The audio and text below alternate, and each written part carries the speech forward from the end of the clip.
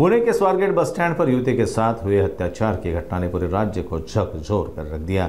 इस घटना के बाद महिलाओं को सुरक्षा को लेकर सवाल उठ रहे हैं। अब इस मामले में विपक्ष भी आक्रामक हो गया है। पुणे के व्यस्त स्वारगेट बस स्टैंड पर एक 26 वर्षीय युवती के साथ बस में अत्याचार का चौंकाने वाला मामला सामने आया है। इस घटना के बाद राज्य भर में आक्रोश देखने को मिल रहा है। कल ठाकरे गुट के नेता वसंत मौर्य ने इस मामले को लेकर विरोध प्रदर्शन किया।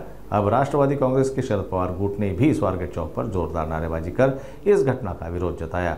प्रदर्शनकारियों ने प्रशासन से आरोपियों के खिलाफ सख्त कार्रवाई की मांग की है। 50 तास झाले तरी आरोपी सापडत नाही।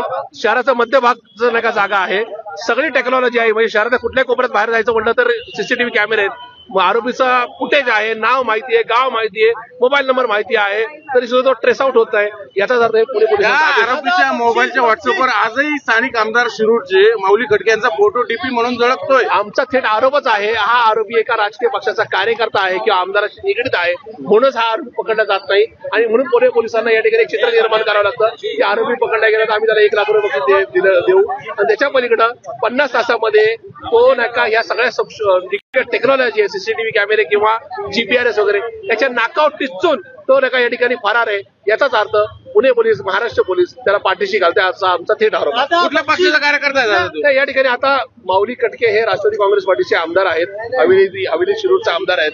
त्याचा स्टेटस किंवा त्याचा नका एक प्रोफाईलवर आज नका त्या आमदारांबरोबर फोटो असेल, याचाच अर्थ आमदारांनी या ठिकाणी पुढे येऊन कबुली जबाब द्यावा।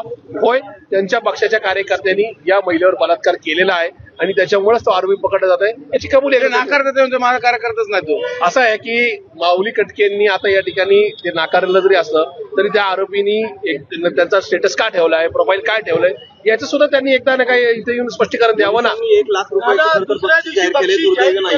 निश्चित म्हणजे पुणे शहरासारख्या म्हणजे हे जर ग्रामीण खेड्यात घडलं असतं, जंगलात घडलं असतं, त्या ठिकाणी टेक्नॉलॉजी नाही पुणे पोलीस म्हणजे पोलिसांकडे, तर समजू शकलो असतो। पण पुणे हे एकूणच नाही का IT हब आहे। पुण्यात तसं म्हणजे एसटी नाही का ज्या ठिकाणी स्वारगेट स्थानकापाशी घडलंय तिथून सगळे सीसीटीव्ही कॅमेऱ्यांचं जाळं आहे अख्ख्या शहरावर। आरोपीला सातारा रोडला जायचं असेल, नगर रोडला जायचं असेल, मुंबई रोडला जायचं असेल, सोलापूर रोडला जायचं असेल तरी तो किमान 30 किलोमीटर इथून नका ह्या सगळ्या कॅमेऱ्याच्या नका जाळ्यामध्ये अडकू शकतो। तसा असताना आरोपी सापडत नाही, याचाच अर्थ हे पुणे पोलिसांचं अपयश आहे आणि त्याच्या पलीकडे जाऊन त्यांना 1 लाख रुपये बक्षीस जाहीर करावं लागतं। याचाच अर्थ देवेंद्रजी फडणवीस हे राज्याचे मुख्यमंत्री म्हणून, गृहमंत्री म्हणून आणि पुणे पोलीस हे सगळे एकत्रितरित्या या सगळ्या आरोपीला पकडण्यामध्ये, त्याला ट्रेस आउट करण्यामध्ये अपयशी ठरले, याचा कबुली जबाब आहे असं मला वाटतं।